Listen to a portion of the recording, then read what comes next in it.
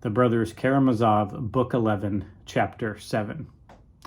Now, it's important to remember the context or the pretext of this chapter before jumping into the content. And that is that in the previous chapter, Ivan went to visit Smerdyakov. And if everything would have just followed suit from their first conversation in the hospital, then this chapter, this event wouldn't exist. What I mean is, the only reason that this chapter exists, the only reason Ivan would go to see Smerdyakov a second time, is because the story, the words and the actions of Smerdyakov didn't sit perfectly well with Ivan. So Ivan, on the one hand, is still convinced of his brother's guilt for killing his father, but there's this gnawing sense that some of Smerdyakov's words kind of felt like an accusation, and his accusation landed a little bit. So it's this weird feeling that he knows that Ivan knows that he didn't kill his father, and yet there's just these a few pieces that are still bothersome. So he's going back now to Smerdyakov's room that he's letting to clear this up. And so I can't help but smile. I think this is a funny way to begin a chapter. The description of the little place that Smerdyakov is letting with its gay blue wallpaper and its cockroaches everywhere and his French textbook out, and just if you drew up the most unlikable character possible and gave him a setting, it might be Smerdyakov in his little pathetic room, all snivelly, studying French and having cockroaches and having his afternoon tea. So here comes Ivan, and he wants answers. He wants to get to the bottom of it. What did you mean by what you said? What are you talking about? How I'm involved? And so the chapter begins with Smerdyakov just not answering at all. And then finally, when he gets around to answering, it's evident that he was probably faking a little bit in the hospital, because he's very well recovered in no time. And as he's starting to answer, he's really trying to turn the tables on Ivan and saying that Ivan is culpable somehow. And so this is sort of a classic tactic, that when you're being blamed, you just turn around and blame the person blaming you in order to deflect your guilt. But what's interesting is that Ivan isn't blaming Smerdyakov. Ivan still thinks that Dmitry committed the murder, and Ivan is just bothered by what Smerdyakov is getting at. What is he really accusing him of? And so Smerdyakov is basically saying, come on, man, you know. What do you mean? You're too smart to not know. And so basically Smerdyakov comes down to accusing Ivan of this. No, of course you weren't the trigger man, but you were at least desirous of your father being dead. And so does that make you a murderer? In this chapter, not so much. But it does make you someone who wanted your father dead, someone who wouldn't have minded your father being dead. So you kind of had the financial motivation. You stood to inherit money. And then, being smart, not only could you inherit money, but you could inherit even more money than was your due by stripping your brother, by falsely accusing your brother, Dmitry, of the murder. And so he loses his pie. And so you went from 1/3 of your father's inheritance to half of your father's inheritance. So by having your father murdered and by having Dmitry accused of the murder, you go from 0 rubles to half of the entire estate, which would be 60,000. And so from a crass, crude, everyman kind of motivation, you had that motivation. You wanted your father dead.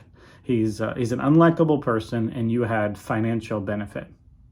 But then on the other hand, not only financially, but philosophically, you don't have a moral worldview that can call anything evil. You don't believe in God, and so therefore you can't believe in right and wrong. You have to think that all people are biological accidents, and that any morality is contrived, not derived from emanating from a divine being, a holy lawgiver whose character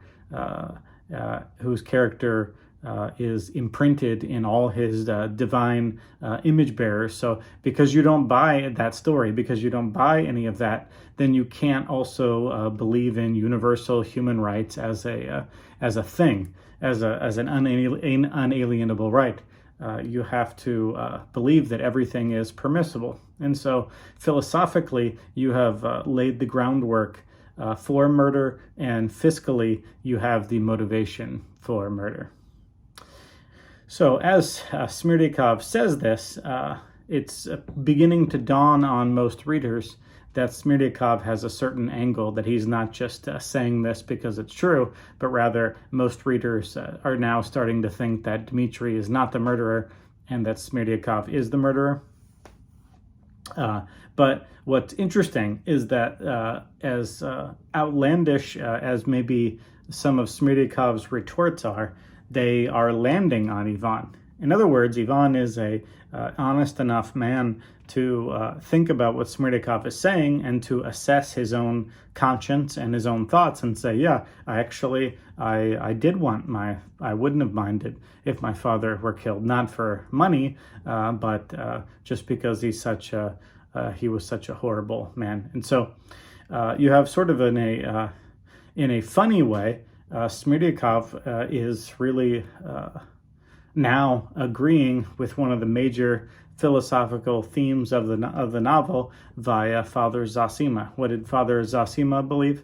That we are all responsible, we are all culpable for the guilt, everyone else's guilt, and we are that, especially as our truthful worldviews determine our beliefs, determine our behavior. Whatever truthful thought will emanate in a loving and helpful action, and any thoughts mixed up in a lie will usually emanate into an unloving and unhelpful action. In other words, good ideas lead to good things and love, and bad ideas lead to bad things and things like hate and murder. And because we share our love and our ideas with other people, and because we teach and influence people, we can either help schoolboys and help puppies, or we can kill fathers and steal money. And so Smerdyakov is really attesting to the truthfulness of Zosima, that whoever the killer was, the killer had to have a philosophical ability, a teaching influence that created the philosophical categories that are able to commit murder. And so in a funny or ironic or surprising way, Smerdyakov, a bad guy in this book, is really coming around and saying some of the same things that the quote-unquote good guys say. That is, that if you, number one, that if you don't have God, then you can't have universal morality, and that we are all responsible for the actions of other people. And so Smerdyakov accuses Ivan of this. And so Ivan is bothered by this and starting to doubt that Dmitri is the killer, and this bothers him because he is coming around to believing what Zosima and Smerdyakov are saying, and saying that, well, I might not have killed my father, but if this guy who's explaining all this to me did kill my father, and I did want my father killed, or I wouldn't have minded my father being killed, then I'm somehow responsible. And so this is all starting to bother Ivan. So after knocking Smerdyakov over and yelling at him a little bit, roughing him up, he runs over to old Katerina Ivanova's house and recounts the entire conversation, only to have her produce a letter written 2 months ago by Dmitri, where he basically lays out exactly how and why and under what circumstances he would get the 3,000 rubles back for her, and that would be he would try to get it in all the right ways, then he would move on to killing his father. So this seems like an absolute open and shut case now. This is a premeditated murder, as it seems right now. It's so obvious that Dmitri has committed the murder. And so that's exactly what Ivan needs. He needs irrefutable proof that Dmitri is the murderer, not Smerdyakov. Why? Because if Smerdyakov is the murderer, then Ivan has to deal with that. What does Ivan have to deal with? He has to deal with the fact that if if Smerdyakov is the pawn, then he is the chess master. If Smerdyakov is the trigger man, then he, Ivan, is somehow guilty of his father's death. And so this letter that Katerina Ivanova produces is a great relief right now, at the moment. Superficially, as it stands right now, this seems to be a damning letter written by Dmitri, confessing his guilt before he even was guilty. And so what's important in this chapter is, again, the major themes of the novel are the interconnectedness of moral responsibilities for all heinous actions. We're all responsible for all evil, according to the book, and that our good ideas lead to love, and our bad ideas lead to a complete moral relativism. And so Smerdyakov accuses Ivan of that, of saying that there is no God, therefore there's nothing inherently morally wrong with my father being killed.